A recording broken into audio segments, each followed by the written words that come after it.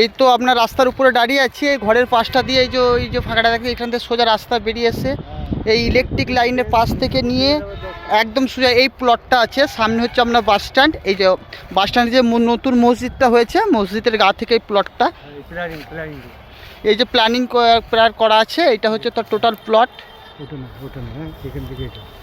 এই তো এটাই দেখাচ্ছি।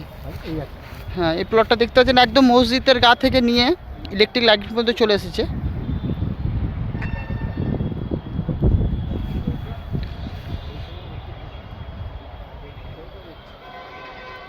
এই তো আমরা নওহাট বাস স্ট্যান্ড, জাস্ট নওহাট বাস স্ট্যান্ডের গাড়ি এটা।